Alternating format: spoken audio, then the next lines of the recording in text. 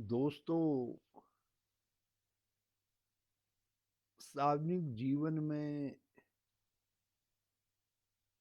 कभी भी व्यक्ति को बहुत हट करके काम नहीं करना चाहिए। मगर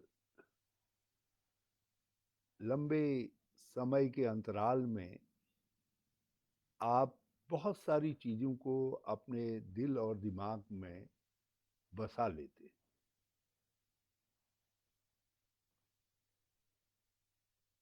उत्तराखंड राज्य का मुख्यमंत्री तो मैं वर्ष 2014 में बना, लेकिन राज्य बनने के बाद से निरंतर मुख्यमंत्री पद की संभावना में रहा। तो मैंने अपने मन में बहुत सारी बातों को सोचा कि मैं मुख्यमंत्री बनूंगा कभी, या मुख्यमंत्री बनकर मैं क्या क्या काम करूंगा। और उनको मैंने अपने मन के स्टोर में इकट्ठा कर लिया। बहुत सारी चीजों को हमने अपने पहले घोषणा पत्र में, अब अंदाज लगाइए, राजीव नवोदय विद्यालय की कल्पना हमने अपने पहले घोषणा पत्र में की। कहीं तो हमारे वो मानस पटल में रहा होगा। 70% स्थानीय नौजवानों को उत्तराखंड में उद्योगों में नौकरी मिलेगी, क्योंकि हमने उस समय हॉलीडे स्कीम उत्तराखंड में भी लागू की जाएगी, इसकी मांग उठाई थी। तो उसी समय हमने अपने मन में सोचा यदि उद्योग आएंगे तो उनमें 70% नौकरी हमारे नौजवानों को मिलेगी। कभी मडुआ हमारा एक अंतर्राष्ट्रीय स्टेबल फूड के तौर पर बिके, इसकी भी कभी धारणा बनाई दिमाग में। तो उसी इस कालखंड में 2000 से लेकर 2014 तक तो बहुत सारी आते जाते दुनिया को देखते मैंने कल्पनाएं सजोई। उनमें से बहुत सारी कल्पनाओं को मैं धरातल पर उतार पाया, बल्कि कुछ बातों को लेकर के लोग मेरा उपहास भी करते थे शुरू शुरू में, लेकिन बाद में लोगों ने उनकी व्यवहारिकता को समझा तो लोग समर्थन में आए। कुछ कदम ऐसे थे जिनको लेकर के समर्थन के बजाय मुझको बहुत सारी आलोचनाएं झेलनी पड़ी। मैं प्रारंभ से ही ये मानकर चलता था, और आज भी मेरी दृढ़ धारणा है कि उत्तराखंड से छोटे से राज्य की आबकारी नीति यहाँ के फलोत्पादन के साथ जुड़ी होनी चाहिए। कभी यूरोप में राइन और डेन्यूब के किनारे लगी हुई वाइनरीज को देखकर, कभी बोलगा नदी के किनारे आलू के आधार पर बन रही वोडका की यूनिट्स को देखकर, जो वहाँ के आलू के को जो कुछ भी वहाँ और साइबेरिया में पैदा होता था उनकी खपत करते हुए देखा। गोवा में मैंने काजू फेनी बनाते हुए लोगों को देखा। तो मैंने भी सोचा कि कभी उत्तराखंड के अंदर भी हमारे उत्तराखंड के फलों से हम ऐसी वाइन तैयार करेंगे, ऐसी फ्रूट वाइन तैयार करेंगे और ऐसी बियर तैयार करेंगे। बल्कि स्कॉटलैंड में किस तरीके से वो बांस के कैस्केट में दुनिया भर को लुभाने वाली स्कॉच पैदा कर रहे हैं, तो मैंने सोचा कभी हमारी मडवे की भी स्कॉच बने।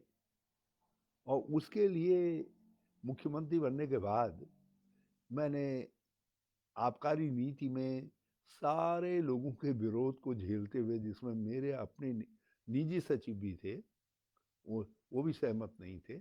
मैंने कहा नहीं, हम जो है कुमाऊं गढ़वाल मंडल विकास निगम और मंडी को FL2 का काम देंगे, और जो लोग हमारी उत्तराखंड के फलों को या सब्जियों को गला करके उसका उपयोग करेंगे अपने प्रोडक्ट में, अपनी शराब में, उनको हम 20% मार्केटिंग राइट देंगे। और मंडियां भी नामित कर दी, टनकपुर और कर्णप्रयाग की।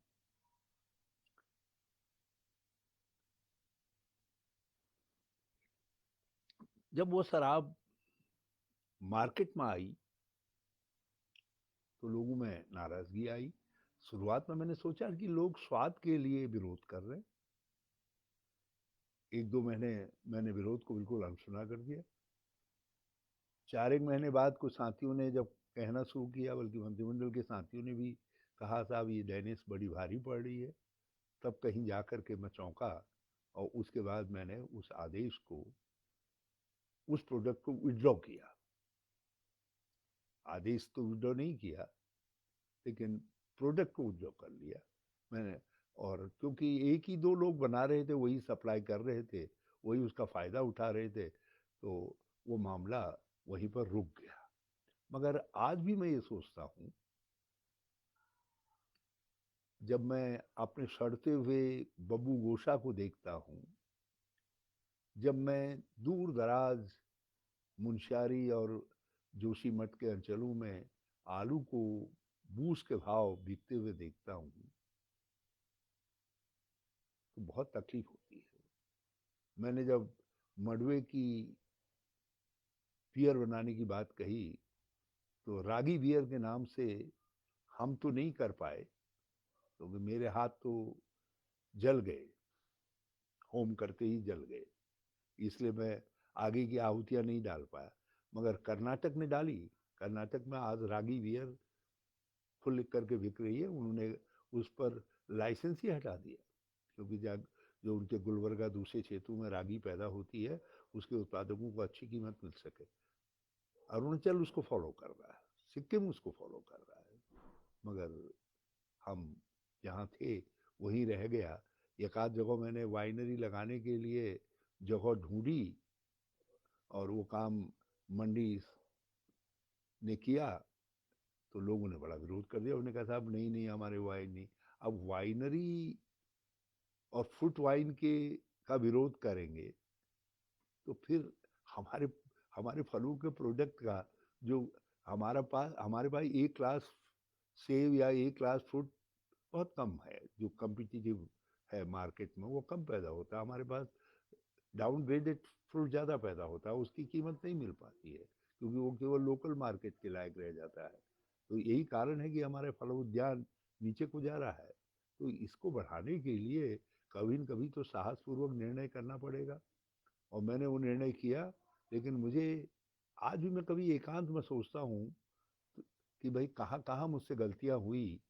तो व्यवहारिक हरीश रावत कहता है कि नहीं, गलती हो गई, जनता की भावना के खिलाफ। न चंद्रवंशी खुश रहे, न सूर्यवंशी खुश रहे, तो तुमने ये क्या कर दिया।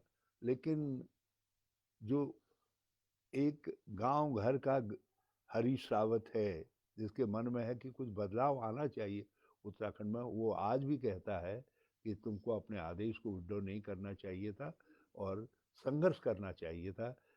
सोच में कहीं गलती नहीं। अब आप जाने, आप कैसे इसको लेंगे, लेकिन मेरे मेरे मन में आज भी द्वंद्व है। हमारे लोग बहुत कहते थे कि साहब, पहाड़ों से पलायन का एक बड़ा कारण यह है कि वहाँ शिक्षा और चिकित्सा नहीं है।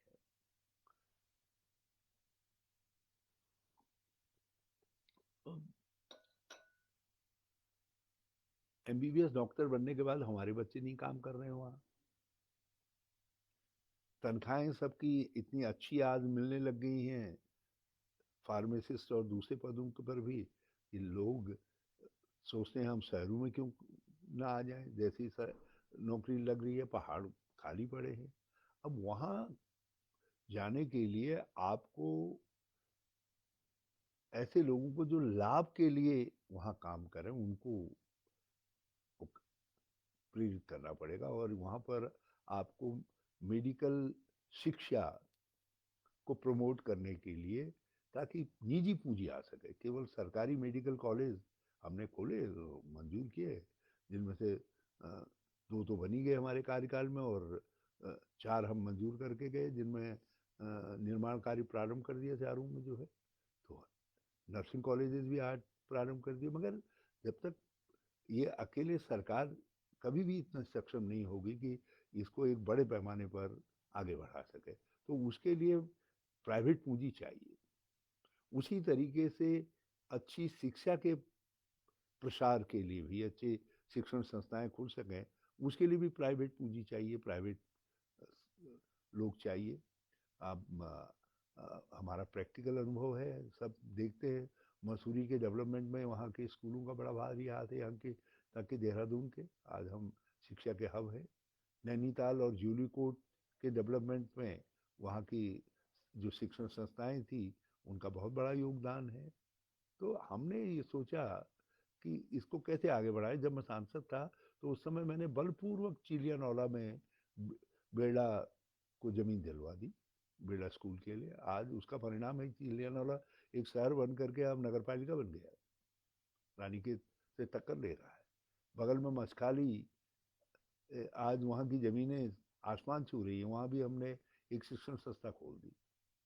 तो मेरे मन में ये बात आई कि हम यदि सरकार की तरफ से सरकारी जमीनों को लीज पर, सस्ती लीज पर देने का ऑफर करें, और उनसे कहें कि हम सड़क आदि भी डेवलप कर देंगे, लेकिन आप जो है शिक्षण संस्था वहाँ खोलिए, आप हमको प्रायोरिटी के आधार पर हम बिजली पानी आदि सब आपको दे देंगे।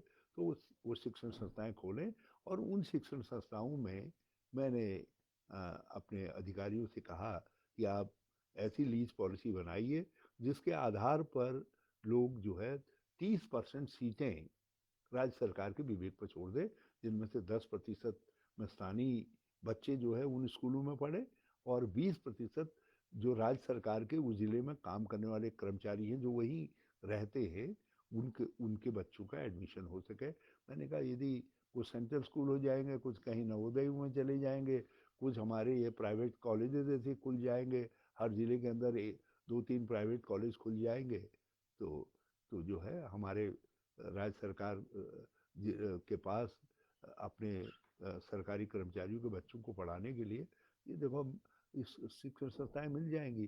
तो लोग जो है, जो केवल इसलिए ट्रांसफर मांगने लग जा रहे हैं नियुक्ति होते ही कि बच्चा होगा तो पढ़ाएंगे कहाँ, और वो मैदानों में जाना चाह रहे हैं, तो वो कम से कम पहाड़ों में रह सकेंगे।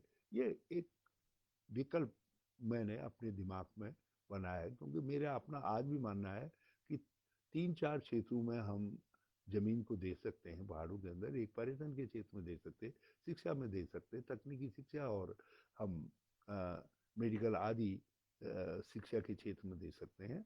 और तो हमने कहा ये काम कर लिया जाए, तो मैंने एक पॉलिसी बना दी। उस पॉलिसी में आज पोखड़ा में तो एक विश्वविद्यालय बन गया बहुत अच्छा, एक ईश्वर के पास में एक पॉलिटेक्निक भी बन गया, वो भी बहुत अच्छा काम कर रहा है। लेकिन मैं अल्मोड़ा भी छांट बैठा। अल्मोड़ा में नैनीशार एक जगह है, बिल्कुल जंगल में है, आज भी आप चले जाइए तो बिल्कुल जंगल के अंदर है, लेकिन बहुत सुंदर जगह है। और मैंने ये सोचा कि ये जगह भी उतनी ही विकसित हो जाएगी जितनी विकसित हमारा मचकाली हो गया है। तो एक रिज बन जाएगी, यहाँ से शीतला खेत ये सब लगा करके जो है, जो मॉडर्न, जिसमें हम पर्यटन का भी विकास कर सकेंगे, दूसरी चीज़ों का भी विकास कर सकेंगे। तो हमने नैनीशार में जमीन खोज करके एक जिंदल ग्रुप को, जिनके अपने कई इंस्टीट्यूशंस हैं देश भर में, उनको दे दिया। उन्होंने जिंदल इंटरनेशनल स्कूल के नाम से दे दिया।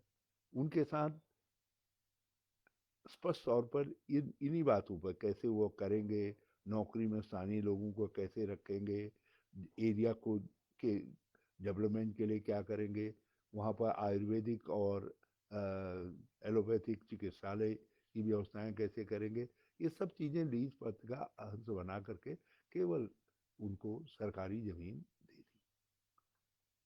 बड़ा विरोध शुरू हो गया और इतना इतना जबरदस्त विरोध शुरू हुआ कि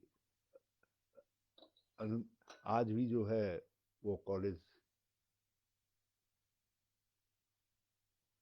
कह रहे हैं वीडियो प्ले करने में दिक्कत आ रही।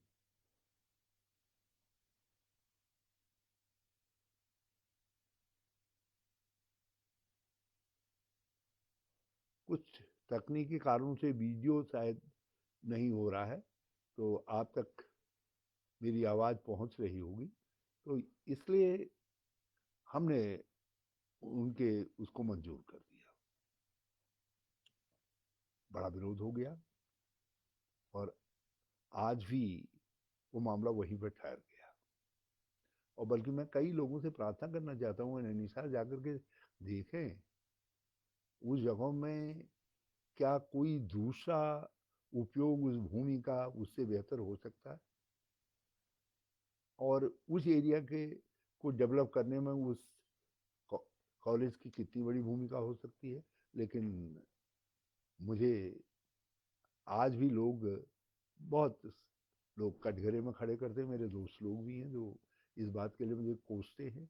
लेकिन उसका परिणाम ये रहा कि हमारे वहाँ जो प्राइवेट इंस्टीट्यूशन आना चाहते थे, जिनमें से एक अल्मोड़ा में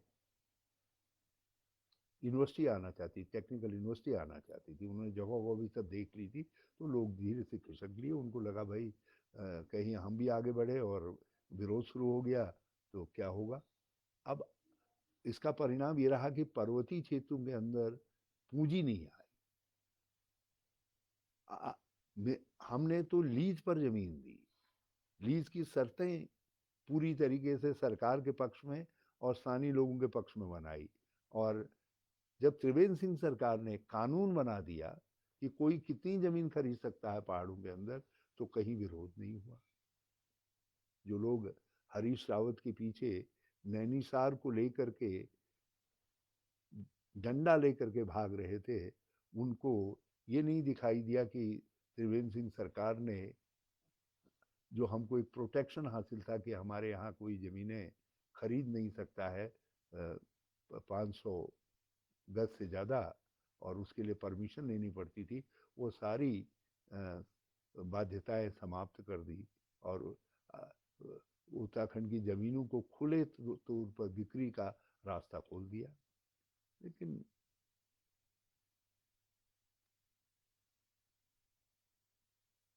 लेकिन हमारे मुझे आज भी इस बात की तकलीफ है कि एक अच्छी सोच आगे नहीं बढ़ पाई। और ये सोच आगे बढ़ी होती तो आज तक शिक्षा के क्षेत्र में, मेडिकल फैसिलिटीज़ के क्षेत्र में और पर्यटन के क्षेत्र में बहुत सारी पूंजी आई होती और बहुत सारा डेवलपमेंट हुआ होता। और सबसे बड़ी बात यह है कि एजुकेशन के अंदर यदि हमको अच्छे स्कूल मिल जाते तो कम से कम राज्य सरकार के कर्मचारी जो अपने बच्चों को पढ़ाने के नाम पर ट्रांसफ़र ही खोजते रहते हैं और पहाड़ों में टिकते नहीं हैं, वो यहाँ टिकना प्रारंभ करते। इसी इसी तरीके से मैंने जब मैं बहुत इधर उधर जाता था तो मैंने देखा कि जितने शीतोष्ण क्षेत्र है उनमें हेम्प की खेती को बढ़ावा दे रहे हो राज्य। उसके रेशों का भी, उसकी लुगदी का भी प्रोडक्शन हो रहा है, उसके दानों का साबुन इत्यादि बनता है, और उसके पत्ते का मेडिसिनल उपयोग है। और मैंने न्यूजीलैंड में जाकर के जब अध्ययन किया तो मुझे लगा कि कॉमर्शियल हेम्प की खेती को बढ़ावा दिया जा सकता है और हमारे उत्तराखंड के पर्वतीय क्षेत्रों के लिए हेम्प की खेती एक वरदान हो सकती है। तो मैंने हेम्प की खेती की बात की और कॉमर्शियल हेम्प को डेवलप करवाया। मेरे खिलाफ ज़बरदस्त वातावरण बन गया कि हरीश रावत नशे को प्रोत्साहित कर रहा है, हमारे हमारे बच्चों को भांग आ जाए। अरे भाई, मैंने कहा भाई कॉमर्शियल हेम्प की खेती की बात कर रहा हूँ, उसमें नशे की मात्रा बहुत कम होती है, इसलिए वो उससे कोई नुकसान आपको नहीं होने जा रहा है। लेकिन लोगों ने नहीं माना। बहरहाल मैंने जिद करके उसका तो एक्ट बना दिया। आज उस एक्ट का फायदा त्रिवेंद्र सिंह सरकार को मिल रहा है। उनके कार्यकाल में जो कुछ प्रोजेक्ट पहाड़ों में आ रहे हैं, तो उनमें से एक प्रोजेक्ट जो है हेम्प की खेती का भी प्रोजेक्ट है। एक मेरे मन में आज वो धारणा है, हम पर्यटन के क्षेत्र में यदि दूर दराज के एरिया में चाहते हैं पर्यटक आए, तो उसके लिए हमको कनेक्टिविटी को सुधारना पड़ेगा। इसीलिए हमने कोई जिला ऐसा नहीं है जिनमें 3-4 अच्छे डेवलप्ड हेलीपैड्स नहीं बनाए। हमने हेलोड्रम्स को भी विकसित किया। हमने छोटी छोटी एयर स्ट्रिप भी बनाई। बल्कि आज जिस चौखुटिया की एयर स्ट्रिप की बात ये कर रहे हैं, हम आज के शासकों को तो उसका उस जगह का नाम, का गांव का नाम भी मालूम नहीं है। मैंने स्वयं देख करके अपने उसके आधार पर इस बात को शुरू करवाया कि चौखुटिया में जो है डांग गांव के अंदर हम हेलीपैड न एयर स्ट्रिप बना, एयर एरोड्रम बना सकते हैं, क्योंकि वहाँ पर बड़ा जहाज भी उतरने की संभावना है, क्योंकि इस तरीके की वो घाटी की पोजीशन है। अब मुझे खुशी है कि वो मामले को वर्तमान सरकार भी आगे बढ़ा रही है। और मैंने उस समय एक निर्णय लिया कि हम एक एकीकृत एयर सर्विस राज्य की बनाएंगे। बल्कि प्रारंभिक तौर पर मैंने उसमें राज्य का हेलीकॉप्टर और राज्य का जहाज भी दे दिया। मैंने कहा भाई कुछ करो, और लोगों को इनवाइट किया, टेंडर करवाए। उसमें एक लोएस्ट बिडर आया, और उस बिडर को हमने